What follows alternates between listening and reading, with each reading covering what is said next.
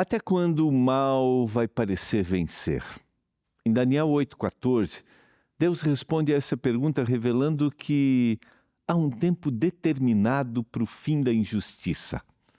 No estudo de hoje, nós vamos entender como o santuário, o juízo e a restauração se conectam com os eventos finais. É agora, no programa Escola Bíblica.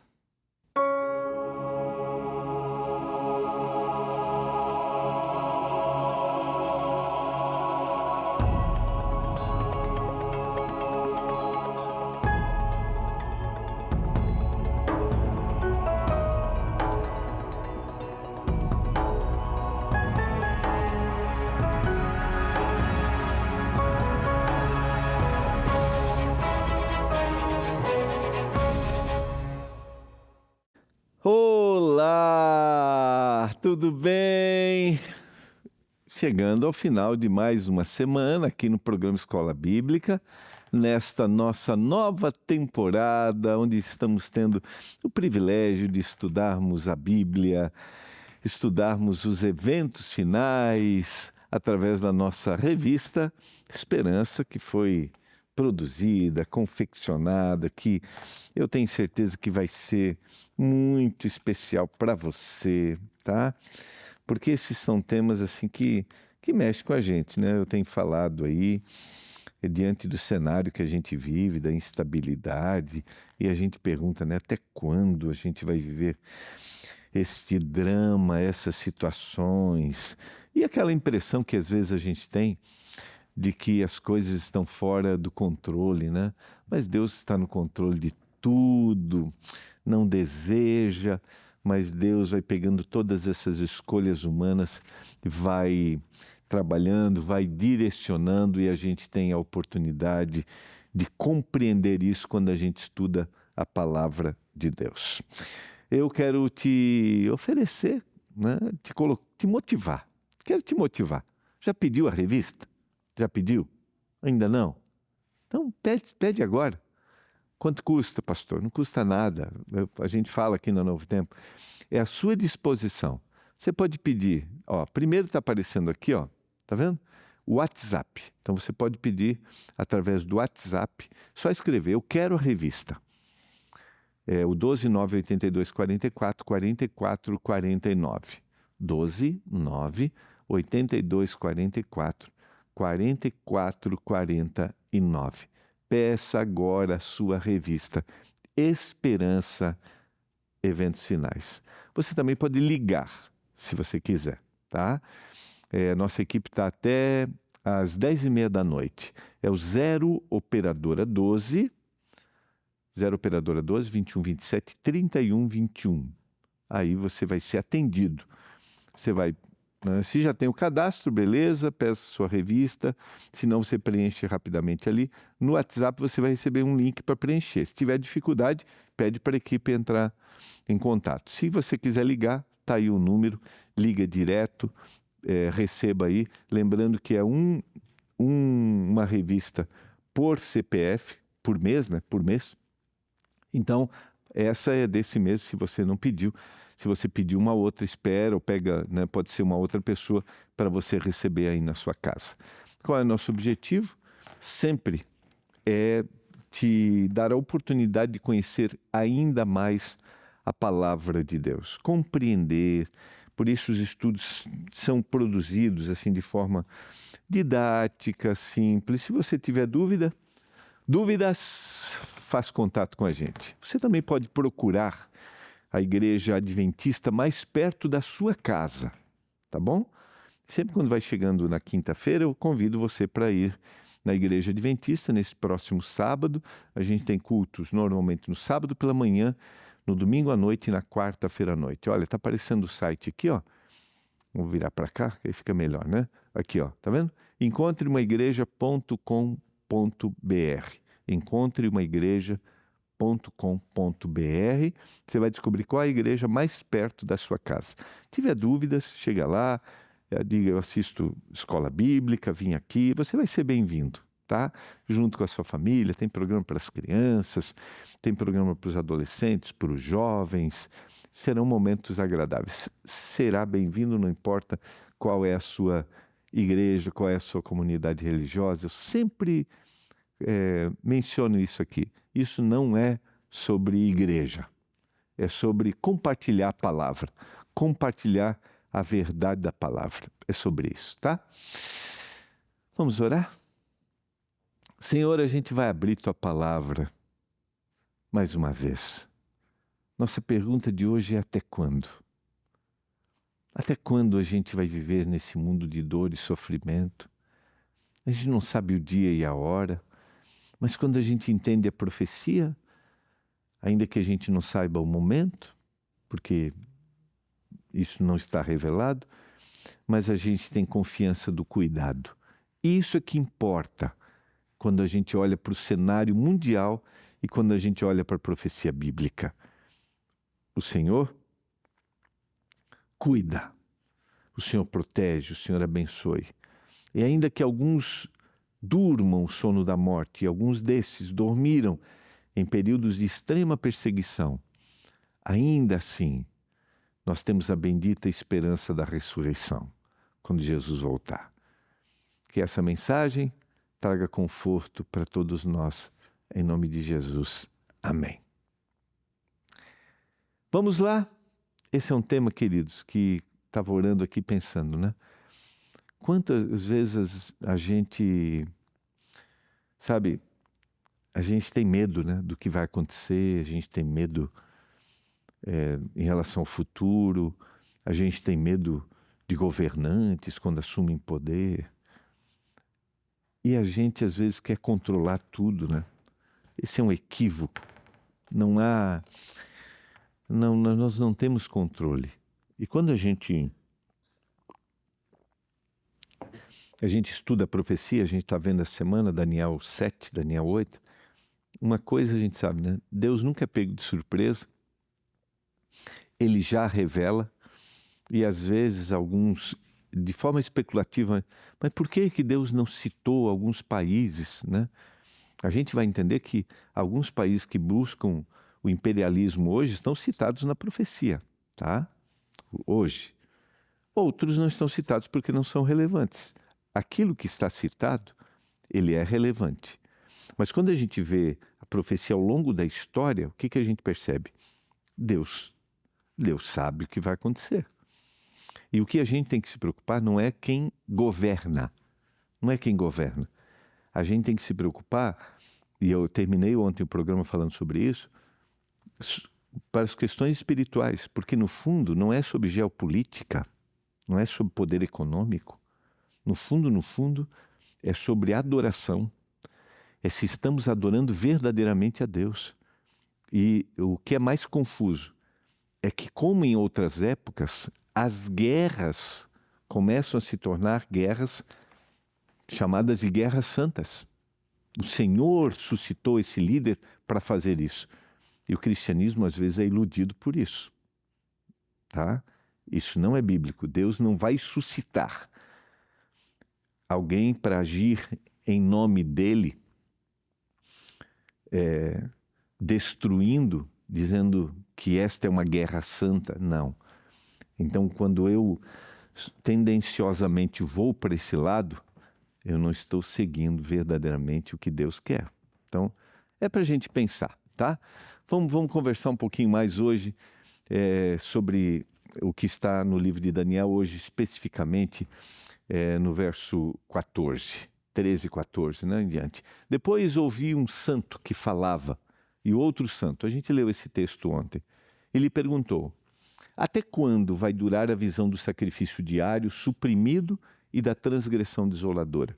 Sacrifício diário suprimido e transgressão desoladora é a ação do chifre pequeno que surge em Daniel capítulo 8, que é o mesmo chifre pequeno de Daniel capítulo 7, que é um poder religioso que agora tem força política e militar, que persegue aqueles que são fiéis a Deus.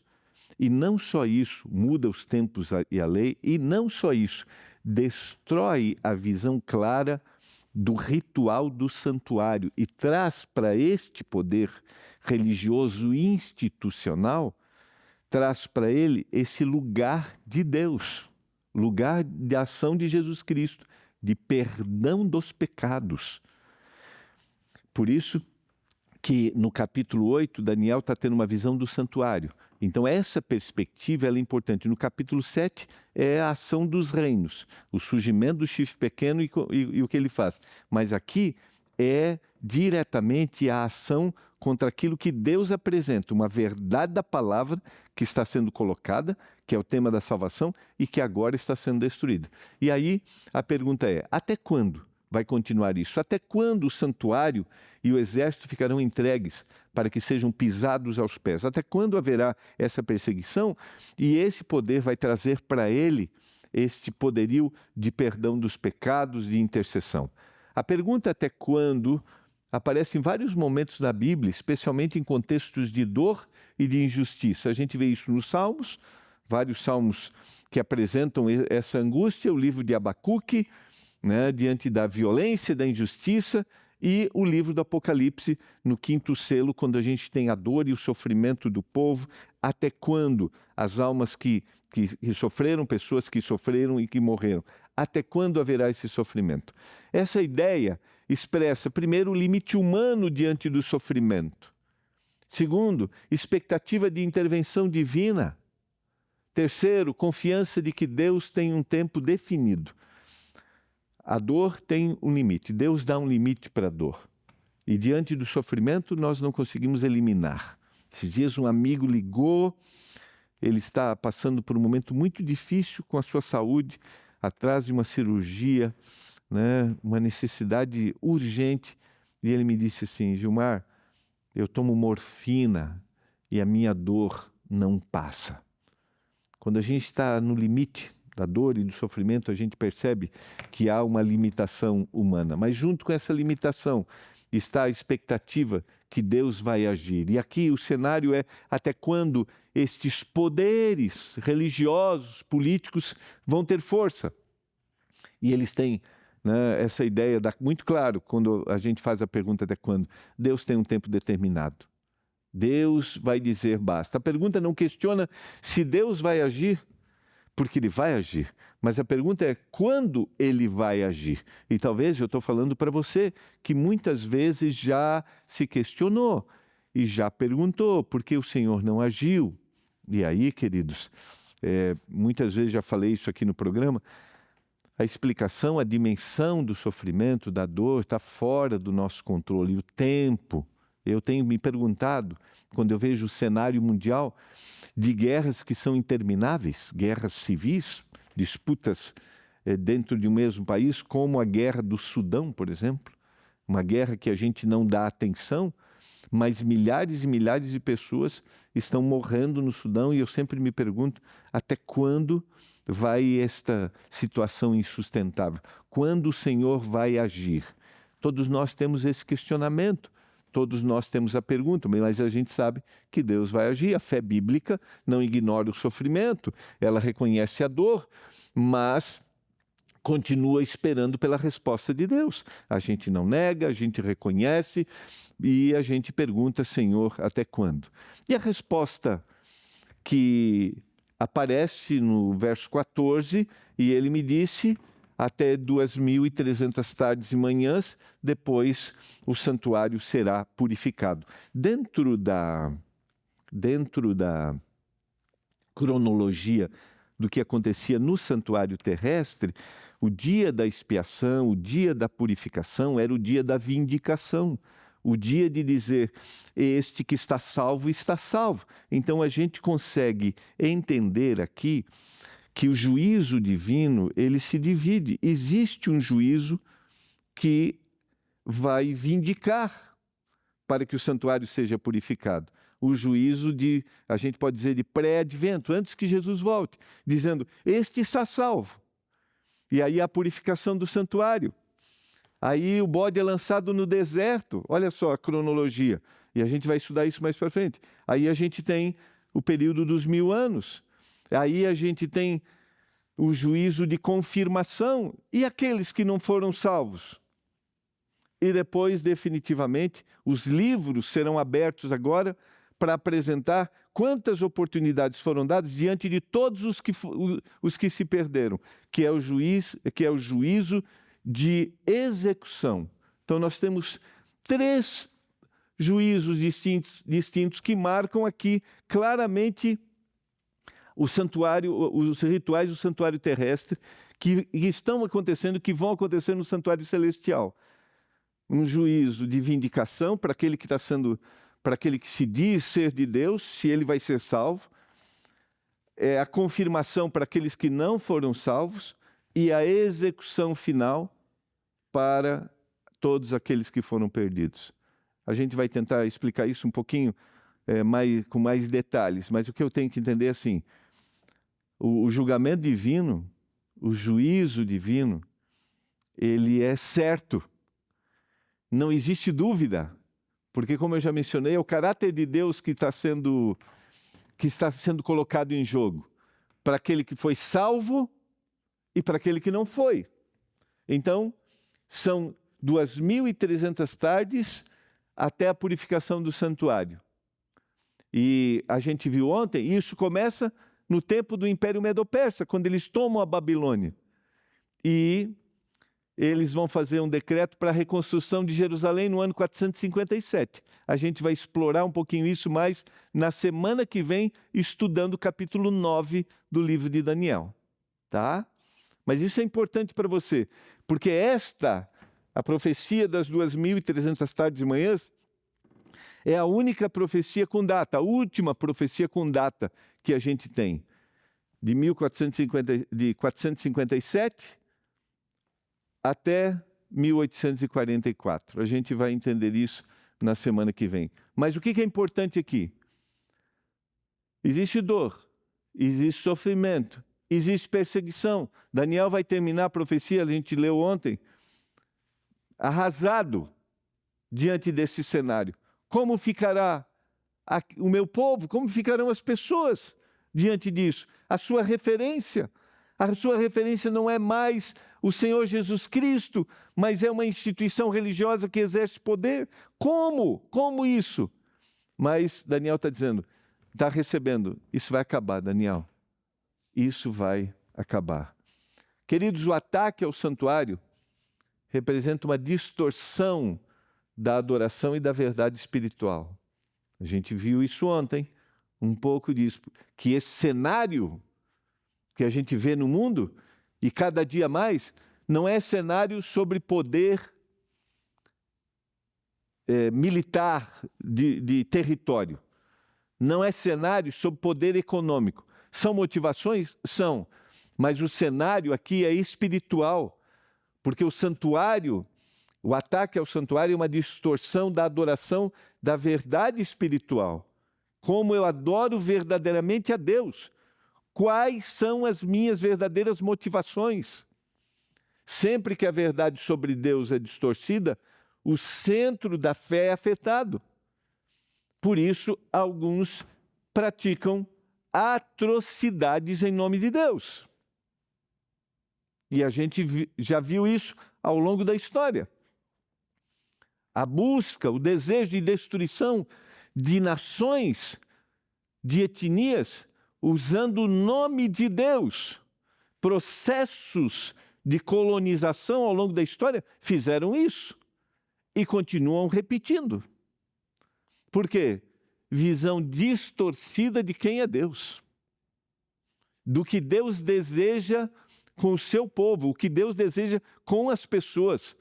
Quando eu digo o seu povo, estou dizendo aquele que pode aceitá-lo em qualquer lugar do mundo. Deus tem compaixão e deseja salvar. Já falei isso aqui, nem todos serão salvos, mas Deus deseja salvar e Ele procura todos em todos os lugares. O ser humano, nenhum ser humano tem capacidade, tem condições de avaliar hoje a destruição de uma nação, de um povo, de uma etnia. Ninguém. E não pode usar Deus como álibi para isso. E eu falo para você, que está me assistindo, que se diz cristão, se você tem essa visão de que Deus escolhe determinada pessoa para executar uma obra de destruição de uma nação, isso não é bíblico. A missão hoje daquele que se diz ser crente é a missão de salvação, porque esta é uma visão distorcida de Deus, a visão de destruição. A porta da oportunidade ainda está aberta. Agora, quando a gente está estudando aqui, nós estamos tendo uma visão de juízo. Deus está vindicando aquele que está aceitando ele. Ainda há oportunidade. Agora chegará a segunda etapa, quando ele vier. E a gente vai passar por segundo momento de juízo, que é o juízo de confirmação de quem foi salvo, de quem não aceitou, quem rejeitou e aqueles que foram salvos. Então, a gente tem que pensar que visão a gente está tendo de Deus aqui, né? Se é uma visão correta, se a visão está equivocada. Quando o santuário é atacado, queridos, não é apenas um edifício que está em jogo.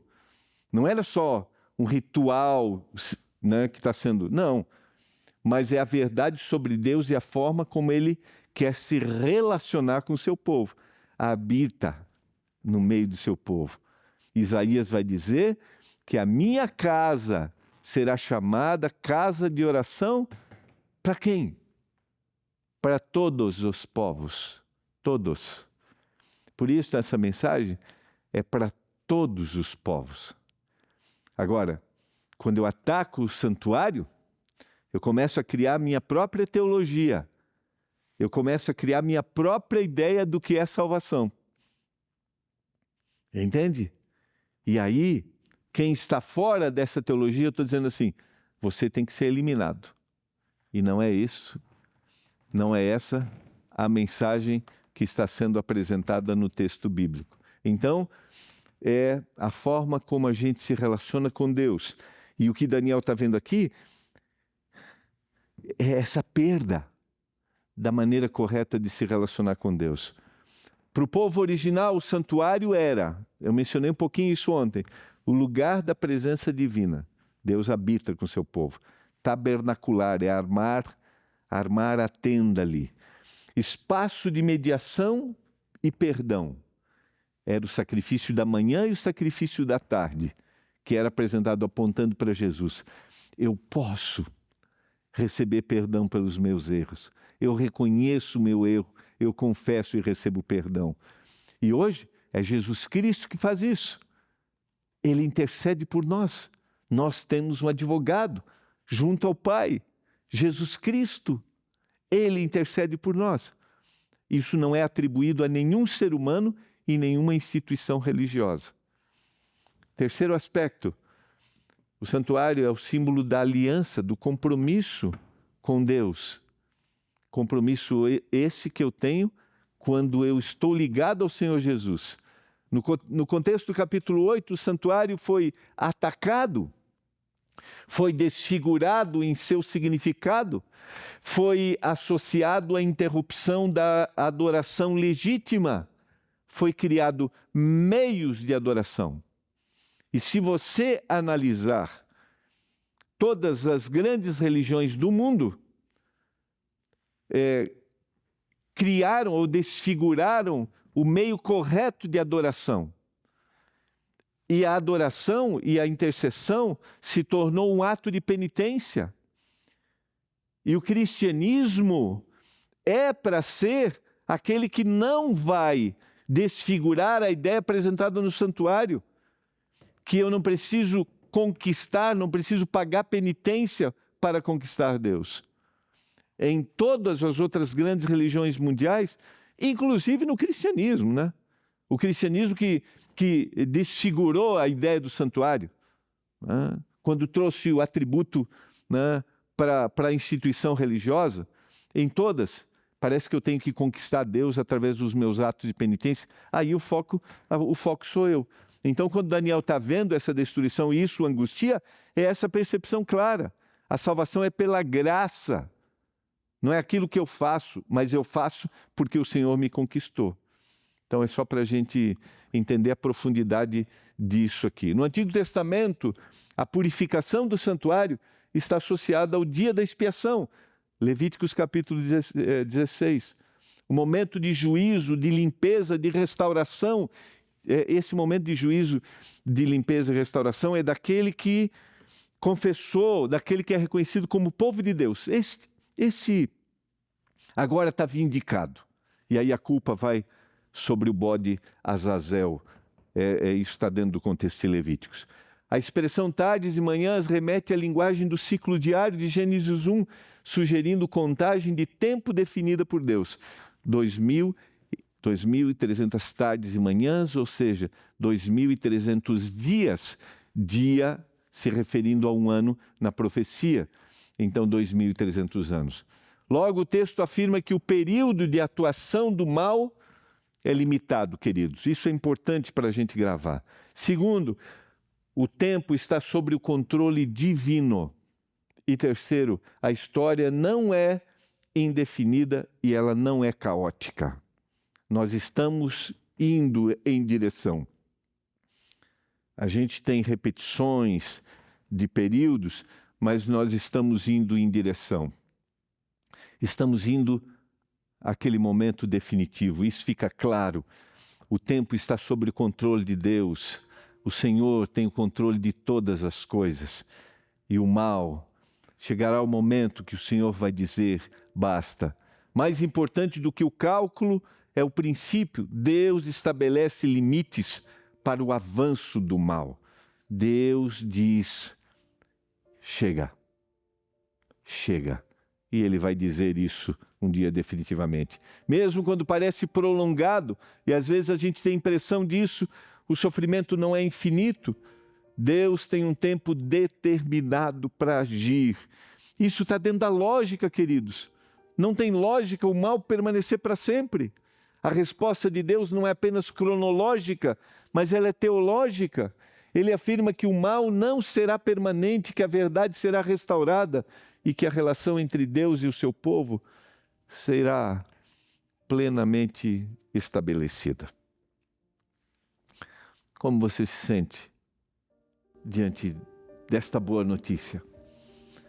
Como você se sente quando você olha para a profecia e você pode ter a certeza de que existe limite, existe o fim e existe um juízo justo feito pelo Senhor para aqueles que são salvos?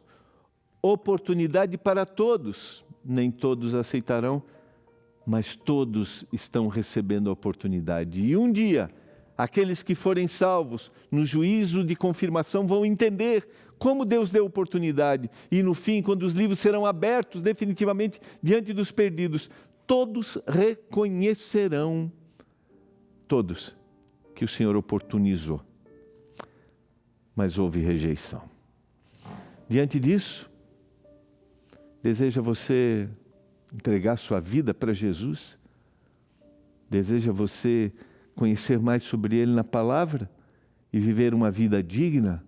Não importa o que aconteça, não se agarrando, não se preocupando com os poderes deste mundo, mas com o olhar fixo na eternidade e vivendo para ser uma bênção. Deseja você isso? Senhor, obrigado pela oportunidade que nós temos em Ti, de Te aceitarmos, entregarmos a vida. Que a gente faça isso agora. Obrigado porque o Senhor está no comando de tudo. Te agradecemos isso em nome de Jesus. Amém. Que a bênção do Senhor esteja sobre você e sobre a sua casa. Bom final de semana. A gente se vê segunda-feira aqui em mais um programa Escola Bíblica. Tchau.